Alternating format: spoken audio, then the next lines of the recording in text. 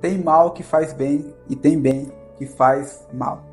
Vamos entender isso na prática. Tem algumas coisas na nossa vida que acontecem que ela vem com a aparência de algo, mas no final ela significa algo totalmente diferente. E para você entender isso, você precisa ter o discernimento de saber enxergar qual é essas coisas.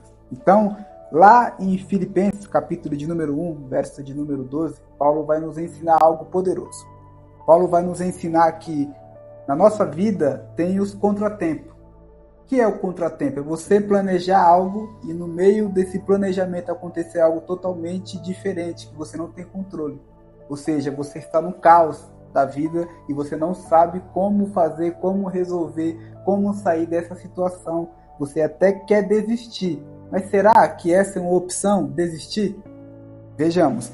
Lá em Filipenses capítulo 1, verso de número 14, Paulo vai falar: o mal que me sobreveio, ele se converteu em bênção. Olha só, o mal que me sobreveio, ele se converteu em bênção. Ou seja, Paulo disse, algo veio na minha vida com uma aparência de mal, mas no final, esse mal se transformou em bênção. Por isso que essa frase é tão poderosa, que tem mal que faz bem e tem bem que faz mal. E como vamos entender isso? Vem comigo. Então, o primeiro ponto aqui que eu queria trabalhar com vocês é que o mal que te acomete ou acontece com você, ele vem com a aparência. Mas a aparência que vem dele, ela não é definitiva. Isso é o que você vai definir desse mal.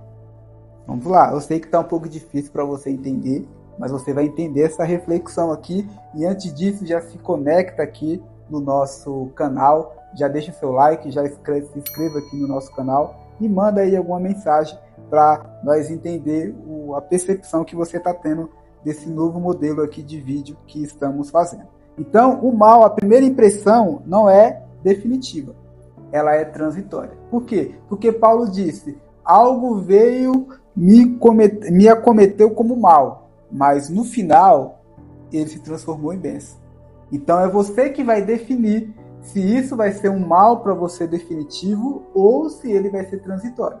Tá, e como que eu faço isso? Você tem que ter algumas atitudes. Então, se você já está com papel e caneta na mão ou no bloco de nota, pausa esse vídeo aí, vai lá no bloco de nota e já anota essa primeira dica aqui que Paulo vai passar para mim e para você. Ó, a situação não define a sua missão. Vou repetir, a situação não define a sua missão. Isso é só um momento que você está passando. Então não faça desse momento o seu lugar de destino.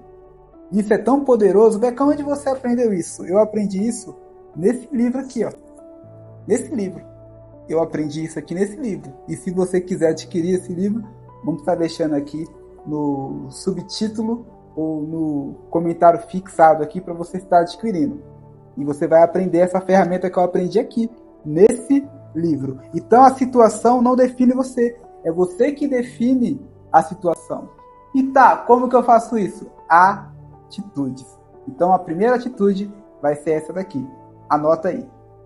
Vamos lá. Primeiro você precisa entender o que os contratempos da vida oferecem. O contratempo da vida é um indicador que indica se você está vivendo uma vida com significado ou não. Os contratempos da vida é um indicador que vai indicar se você está vivendo uma vida com propósito ou não.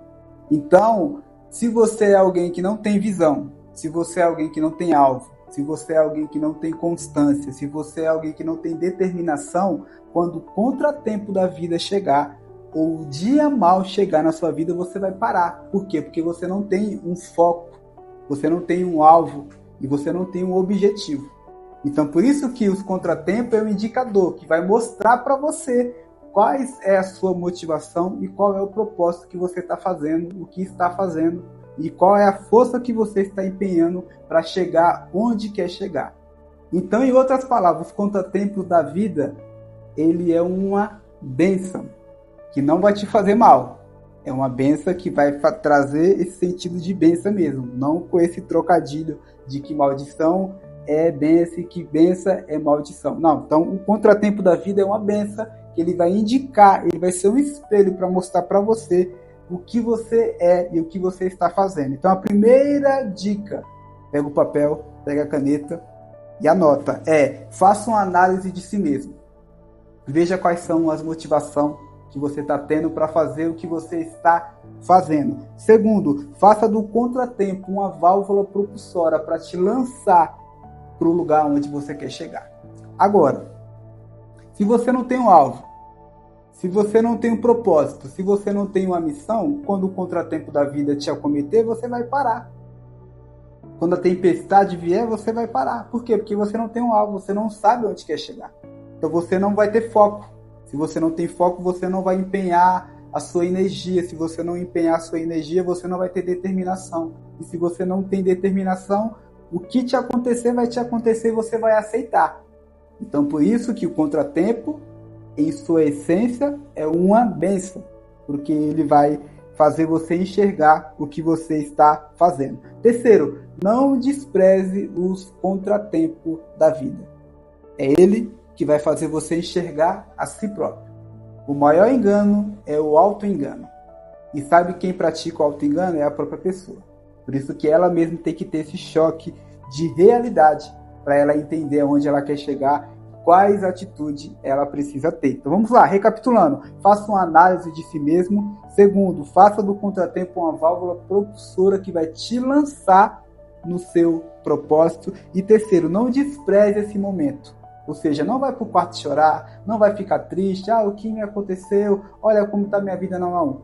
Senta, analisa, vai anotando, vai melhorando que você vai chegar. O seu futuro está logo ali. Você vai chegar lá se você não desistir. Os benefícios de você ter um alvo. O alvo vai te indicar o caminho. Então, se você não tem um alvo, é bom você já anotar um aí.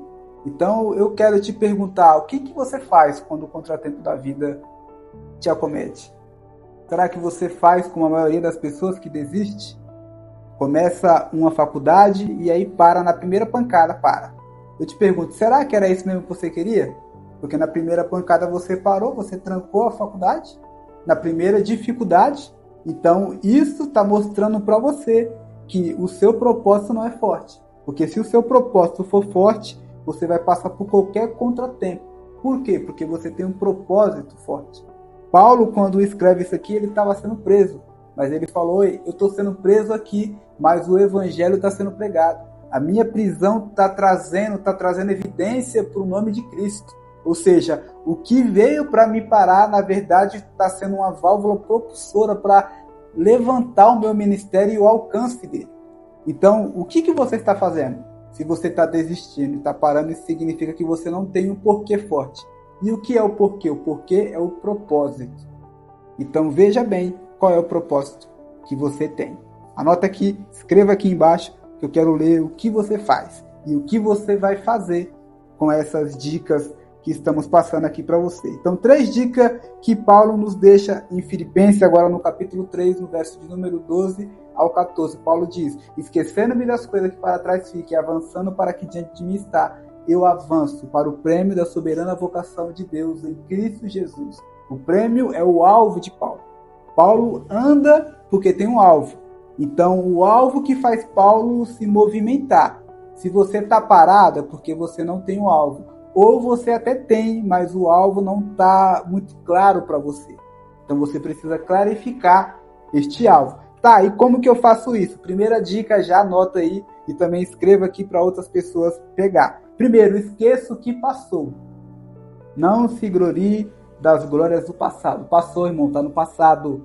Você tem que olhar para frente. Deus vai te dar fé para você conquistar coisas novas. O que passou, passou. Não volta mais. Segundo, caminhe para o propósito. Por que o propósito? Porque o propósito vai fazer você passar por qualquer como. Qualquer dificuldade que você vier atravessar, o propósito é maior porque ele está no alto. Ele vai te dar força para você continuar. E terceiro, caminhe para o plano. Qual é o plano? O plano é Jesus.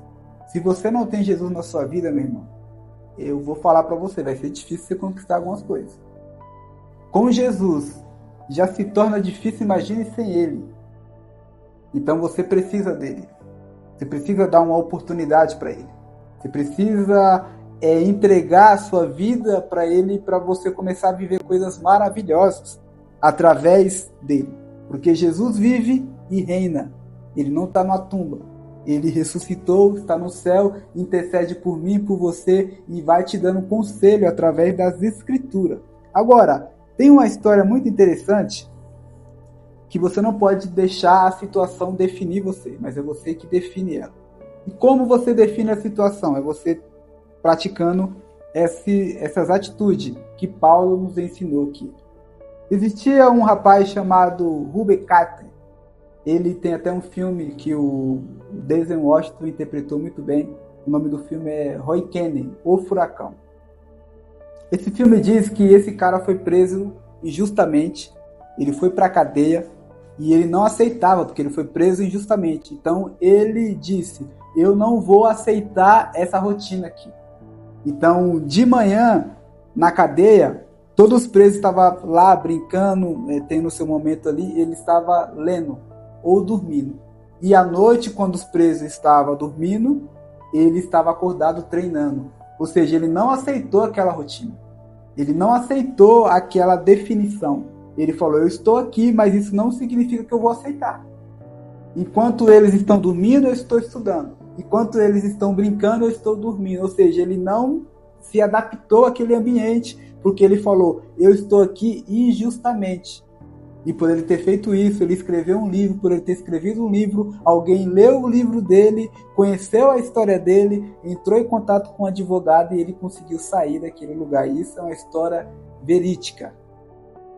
Então, olha só como essa história do Reuben Carter nos ensina que o contratempo é apenas um momento. Não é um lugar definitivo. Pode ser definitivo se você aceitar.